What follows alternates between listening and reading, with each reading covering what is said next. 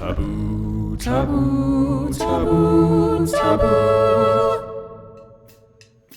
Taboo. There we go. That's much better.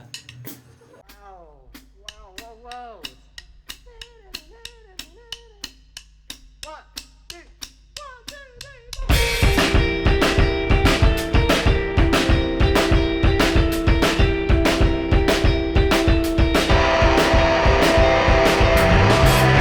'Cause I wish I could grow my hair down to my feet and shave it all. I think about the fear, the drastic change, the freedom. As my hair falls, I see you.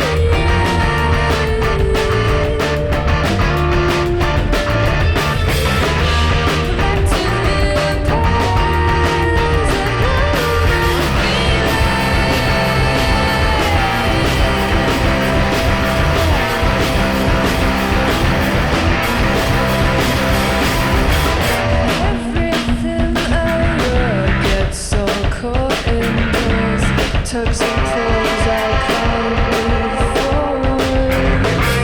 I imagine moving all my clothes, a naked skin of freedom.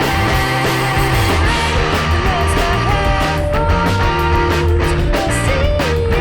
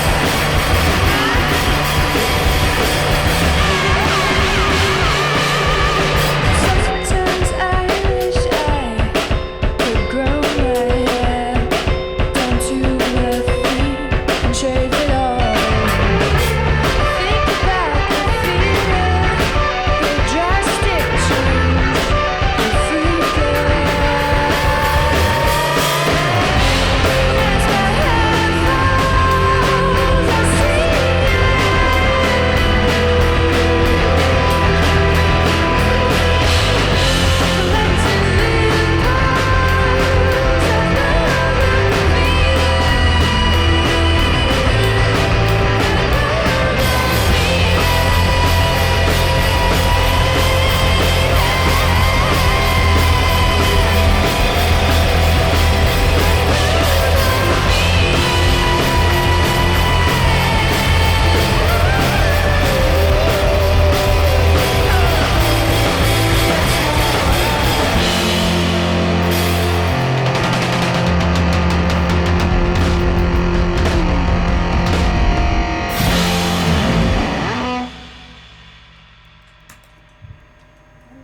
I thought that was was pretty good. fucking jazzed up. Happy team, happy squad, happy life. Yeah. Happy life. Oh. You ready, Scan? Just joking around. Don't speak to me like that.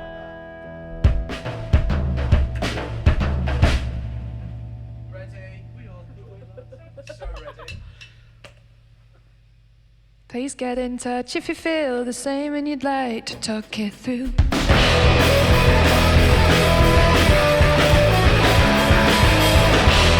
I'm thinking if I'd have spent my money well, maybe could get a dog or I dreamed of it.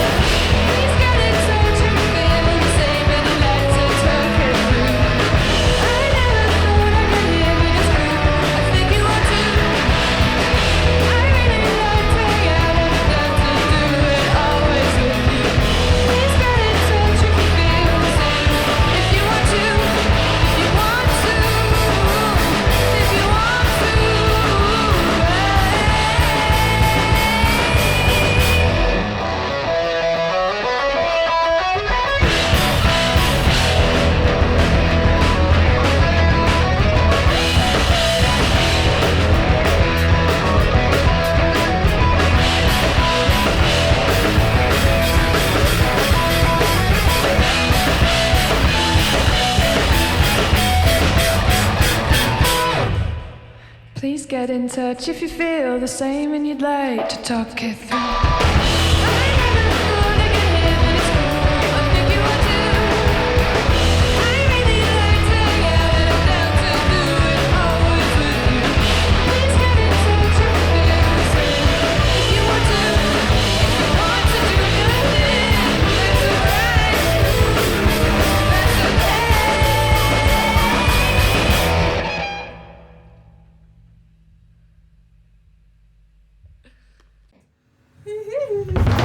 That was alright. Good.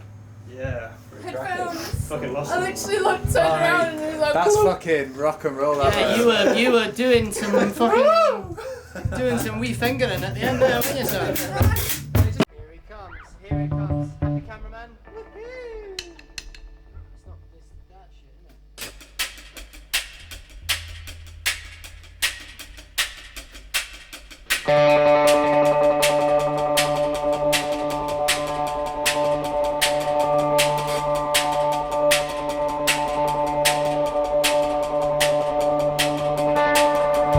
It's a weird situation.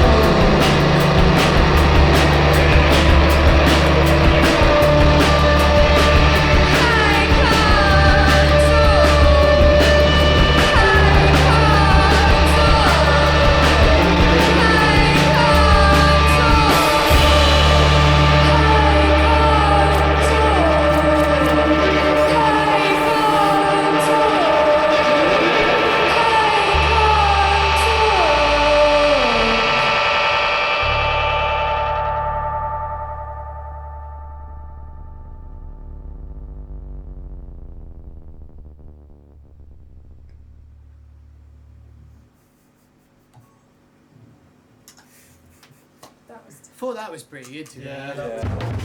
No matter what they tell you, I bring my home with me. Rolling. Just keep.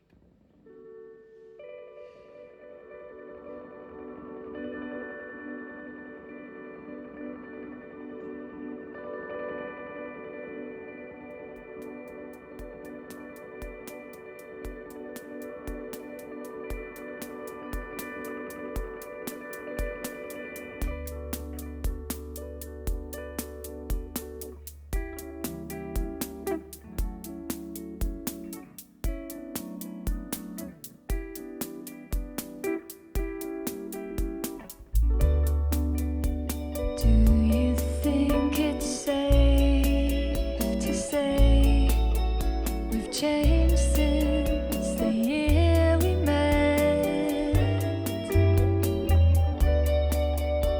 I can feel there's a distance between us. I see it when you hang with them. You reckon you didn't realize you forgot to invite me, right?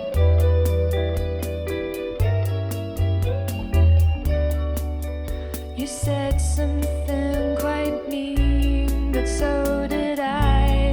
That's not like us. That's not like us.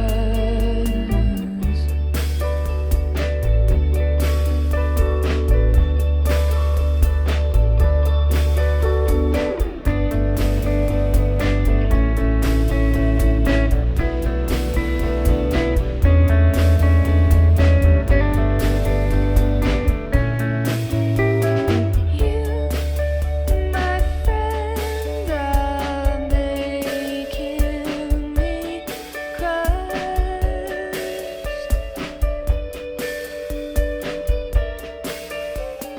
Please, my friend, you're making this hard.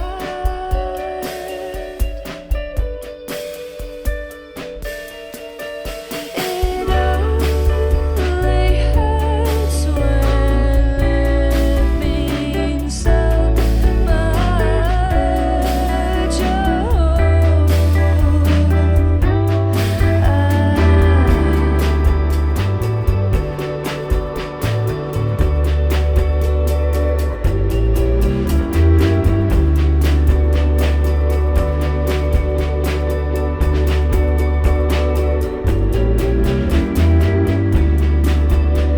Do you think it's safe to say I love you?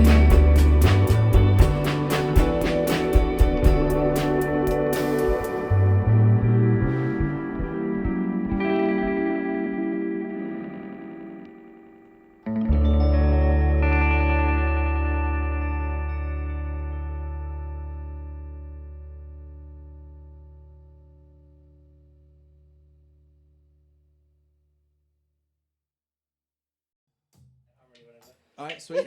Ready? Ready? Alright, sweet. Welcome to Taboo Sessions. We are here with Golden Age of TV, and they have just done Taboo Sessions for us. Thank you very much for joining us. We're in association with Aston Microphones, Hyde Park Book Club, and Iger Studios. Welcome. How are we all doing? Good. All good. Good. Well, thank you for joining us today. Playing some oldies now, I guess, as this year's kind of gone on, and some new ones as well. It's been really nice to hear what's been going on. So we've obviously done a couple of Taboo Sessions up until now, so you kind of know the format of what's going to go on. We're going to ask you a couple of questions about how we've spent the last year in this strange sort of world that we've kind of lived through, and then we're going to ask you a couple more fun questions, because it's not all doom and gloom, especially in Iger at the moment, which is kind of nice, as we've just been discussing. So we're going to start off by talking about a little bit of the recording process. I'm aware that you guys have spent a lot of time down at Greenmount Studios with the lovely Lee and Jamie, as far as I'm aware, doing a lot of the work. Yeah. Tell us a little bit about the recording process beforehand, and then if you've actually ended up doing a lot of recording or any writing in the same sort of way that's ended up going to the studio, how has that changed in comparison to what was prior to COVID and what has been during COVID? Probably just a longer process, because obviously we've not been back into Greenmount for a while. Yeah, in terms of like how we do things, it's kind of the same, other than we've done a lot more of sending like demos back and forth to each other. More demoing at home, really. Yeah. We never really normally did in the past, but we're actually ended up being quite beneficial. Yeah, we're very much just sort of right in the rehearsal room. Yeah. But yeah, sort of with this time, sort of spending a lot of time at home anyway, there's been a lot of sort of demoing out songs, sending them to each other, seeing what ideas we can come up with, which we didn't really do before. Yeah. Because I guess we work the best, like, we do like to jam a lot, and then sort of wonderful things come out of it. And we've not really been able to do that for a while. But it's just meant we've taken like a different approach to stuff. I've had to, crack the whip with myself a little bit to start doing some vocals at home, which I wasn't doing for a while. So it's been nice for that. So I've obviously known you guys for a number of years, lived next to Ryan for a whole year as well, so there we go. But obviously, as you discuss how, the approach has changed, how has it kind of developed in terms of like where your sound has gone and kind of where this year has taken you? I mean, I think the newest stuff, especially for me, so I'm talking then. Sorry. My lyrics seem to be a lot more related to sort of feeling anxious or feeling irritated or like you can't move forwards, and I seem to write about that a lot anyway, but it's just every song now. But yeah, it's weird because like the ones we've done today, obviously the EP out was a year ago, and we weren't able to tour these songs. We had gigs booked, like, wasn't it like the week after the EP actually came out? We had like 2 headline shows sort of like sorted, and we had to bin it all up, and then we didn't really get a chance to play any of the tunes. So yeah, like as you say, it was kind of cool being able to actually come in and like play them, because we didn't really get a chance to show them off live, so it's nice. And like I guess seeing as how in the last year, like talking about how things have changed, I guess like musically, I don't know whether you guys would agree, but I would say we've definitely gotten like a bit heavier and a bit more like raucous, A bit more angry. Yeah. To be honest, like B talked about like lyrically like these feelings of like anxiety and that coming out, but I guess it kind of has in the music as well. Yeah, because we've just been like kind of ripping out. We're definitely a bit sounding a bit heavier. Yeah, it's I have been to shout more. nice to apply like that change to the older tunes, because it means now we're not necessarily playing them different, but I think we're playing them with a bit more like a bit more fuel behind them, I suppose. Yeah. It's nice to have a bit of a pause as well, wasn't it? Yeah. I'm sure I speak for a lot of bands when, like before COVID, it was feeling very like, bang, bang, bang, next thing, and so having the space to just write without sort of, thinking, is this going to be a single or is this going to be like... Yeah, there was a lot of nice time where there were times we could get into our rehearsal room on there and just try out some stuff. So we did manage to record at Green Mount about a year ago, just after the first lockdown, I think. Like we were saying, like sort of that's the kind of style that we went for, really. And but yeah, we've already, because we've had so much time, obviously, for lockdown since, that we've already written new stuff like for the next release after that as well. So it's meant we've kind of got ahead of ourselves. It is good, because now we're at a point where we're like sort of focusing on all this new music. Everything's like brand new and fresh and exciting and stuff. We can literally just picking things out to work on, and instead of, I don't know, last time we were doing this before, we would get to the rehearsal room and be like, right, what should we work on today? Now we can do Got this, a do that. More or less, Almost the other end of the scale now, that there's like so much. Stuff there. It's like too much now, isn't it? Because I think where we were before, where we'd got to like a fairly nice point of like some ideas unfinished to kind of work on, it's now like we've spent a little bit of time away and had a bit of a break and all that stuff, and come back to it now, and there's almost like so many things. So I'm trying to remember all of it. And there's just there's tons to work on, which is great. It's a great position to be in. But yeah, it's weird, isn't it? It has shaken up the process definitely a bit. But I think we're gathering our sort of thoughts and finding our feet again. And now things are sort of easing back to normality. It's trying to sort of rehearsals are back, and we're getting together every week again, and it's good. Yeah, it's going to be good to get like back in the studio again, because like that obviously it's the final step in writing a song actually, because I know for all of us we've kind of gone in with what we think is the finished song, but it ends up stuff kind of changes on the day, you know, and that's kind of the beauty of it, especially working with Lee and Jamie. That's why we go. They're just they're just great. They get the best out of us. They really do. They like just understand. Do you know what I mean? Well, they're excellent songwriters as well as producers. Yeah. I think often when it comes to the role of a producer, it's got to be a little bit of being the composer as well. You know, I always count production as an extra tool within the sort of instrumental sort of process, really. So and they're great at that. Pretty much the sole reason we go to Greenmount is for those two guys. Like, Yeah. they've got like it's an absolutely amazing studio, and they've got so much class gear. But like, just those two guys alone, like even if it wasn't in their studio, I think I'd still want to do. Yeah. They're like kids in a toy shop sometimes. I think we're a bit like that as well, It's especially so when we go much to fun, Greenmount, because there's just so much good stuff there. But like, they're very happy to just spend a couple of hours just playing with guitar pedals. Yeah. Or, like, they've got this amazing tape machine. Recording into tape. Delay, They just spent like, you know, ages just like fiddling with the reels and making kind of bleepity bloop noises. It's great. We talked a lot about studio and kind of how that process is going to change, how we are looking at writing in a different way. Tell me about when we go into a live sort of atmosphere again. Like you say, we've got quite a lot of content backed up. You actually didn't have a chance to tour the new EP, which is so it's going to be the new and the new by the sounds of things EP by the time we actually get round to being able to gig again. Where are you going to go with it? Like, what are you going to do with your live sound? How are you going to change the atmosphere of your gigs? How are you going to feel about gigging again? A couple of big questions, but. Good. Like, to be Good honest. and a bit nervous. very excited, I think. Excited and nervous. Like for these headlines we had to cancel, we were sort of just starting to do some like pre-production for the first time ever. So we got our mate Kane to come in and sort of mix us and sort of do some tweaking. So that was like the first time we've ever done that. You know, we just sort of show up and riff out. But like this time we were kind of like, maybe we should like actually think about how the live sound's going to be. So I guess we'll probably take that forward. But we're all just super excited to get riffing. Definitely like a part that we think we've definitely missed a tiny bit, to be honest, because it was always something that we really enjoyed doing, and we always kind of felt like playing live was like an opportunity to kind of, because like, you know, like you kind of get, I guess you can kind of get mixed up in the idea of like making it sound exactly like it does on the record, and you know, like being like really perfect and on the money with it. But I think when we play live, we tend to just go a bit off it and go Just a bit enjoy wild. it.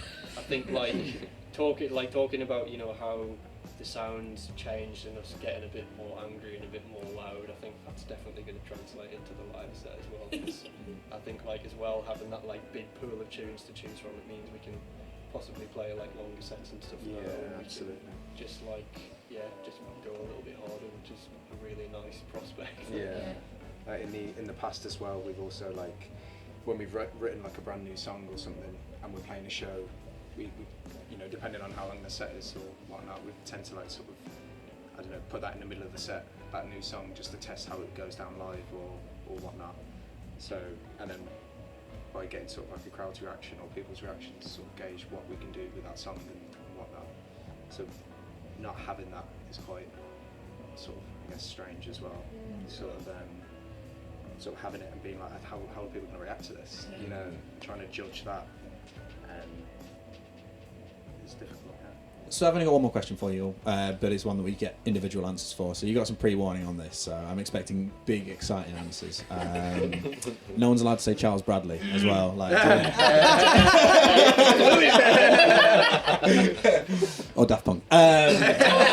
But the question being, I know, I'm so sorry. You can say those. So I'm just making sure that these three don't cover those bases. That's what it is. That's what Josh was going to say. It was 100%. That's what Josh was going for. I couldn't do that to them, so I did it myself.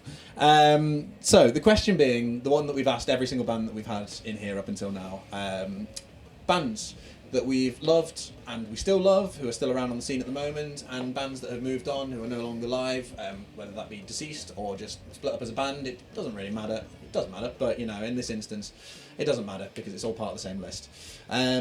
Tell us a little bit about your choices here, Josh. We'll start at you.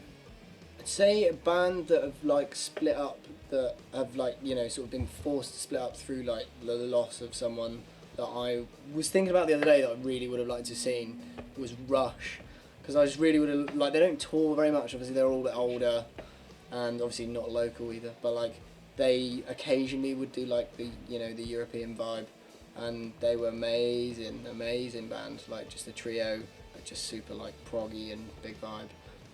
And I think I kind of got into them through my dad, so like it would have, I kind of always wanted to kind of go to a big stadium with him and like see them.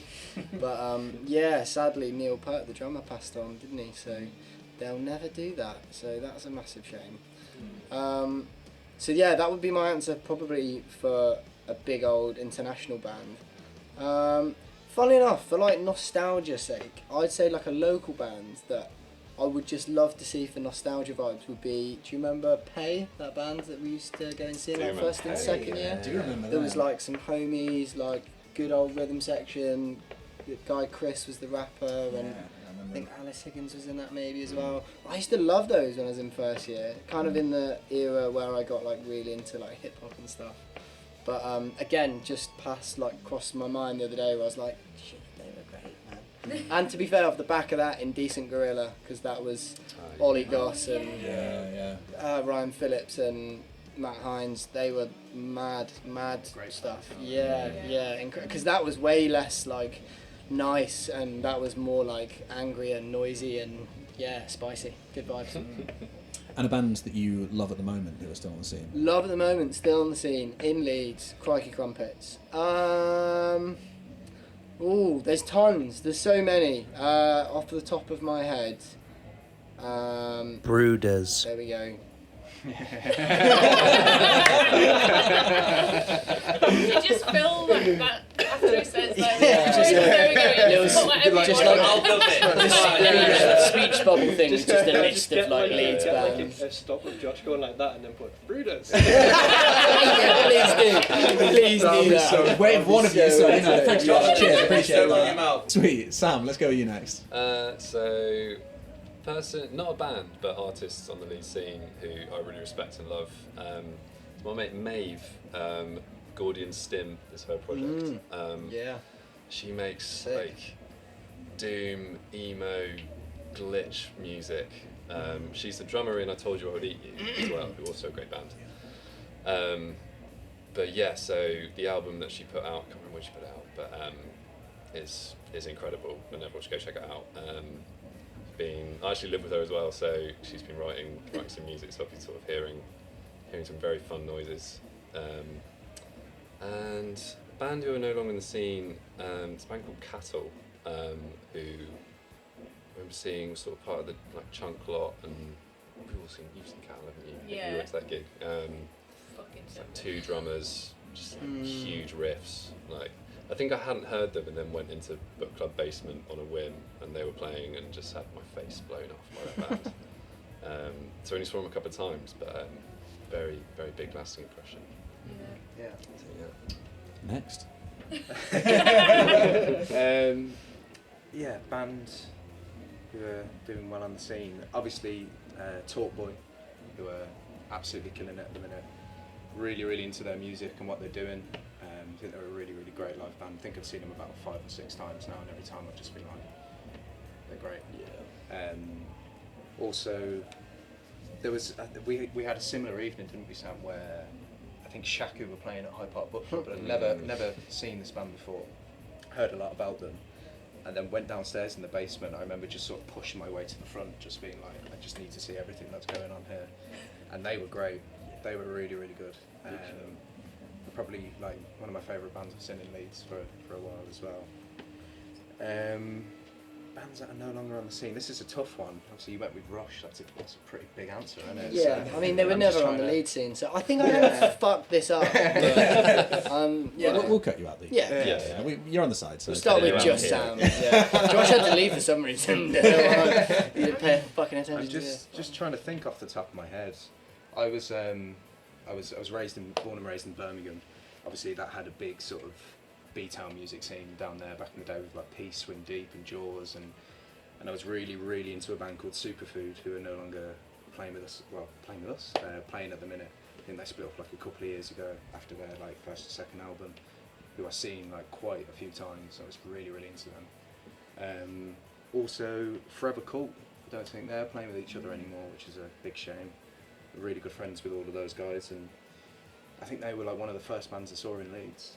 And I remember seeing bass player Greaves like really giving it some welly on the bass, and I was like, I need to do that, man. That's really cool. So yeah, it's a shame about those guys, but you know, I think they're onto other stuff now, which is cool. Yeah. Good answers all round. B, next up. I don't think I have any Leeds people to mention, which is going to sound just awful. I don't know if they've actually broken up.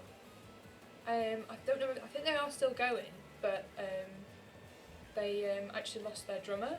I'm late of the pier, basically. I would have loved to have seen them, and I don't know whether they are still gigging.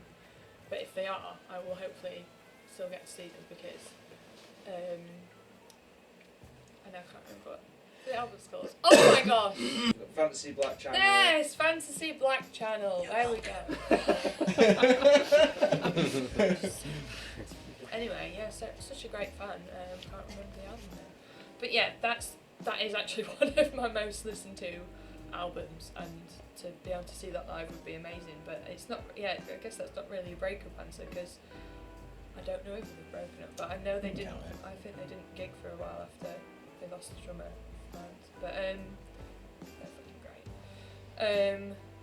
But someone I'm listening to a lot at the minute, I've just kind of gotten back into the swing of listening to Girly, who is totally, she's not like kind of on a sort of genre page at all, but she's fucking sick. I saw her a few years ago, it would be, a fair few years ago now, at Brood. And Pilbeam got me the tickets actually, so thank you, Emily. Like we both went down, and it was just like one of the best gigs I've ever been to. She's just so much fun, and I don't know. I feel like I'm reviving my like punk girl aesthetic a little bit after listening to her again. Like, yeah, she's just fun. Sweet, good answers, good recovery after the Daft Punk curveball that I threw in there. I'm so sorry. I just decided not to mention it. I know. Well, I think we're just all traumatised about that one. That's the thing. Ryan, last but not least. Hello. Talk to us. Tell us. So, I guess for a band on the lead scene who I really fucking love, I'd say Team Picture.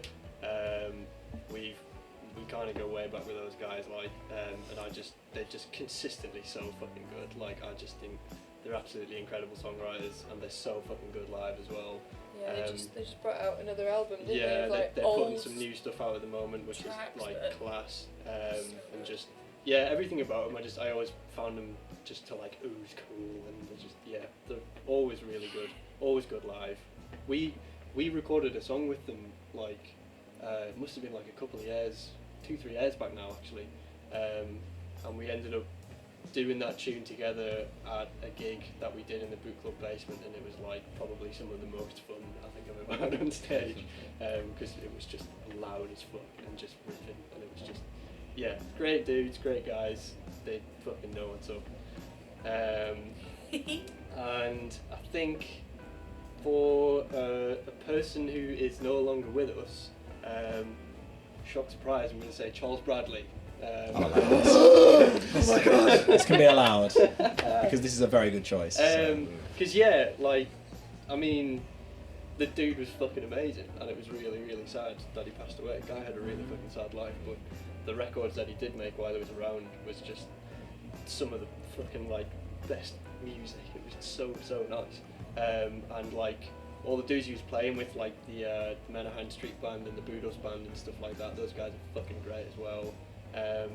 But yeah, like I was just getting back into his records maybe like a week ago, and I listened through Changes, and like there's just bop after bop on that album, like, and that cover of Changes is incredible. Oh, it's unreal, isn't it? So good. Absolutely amazing.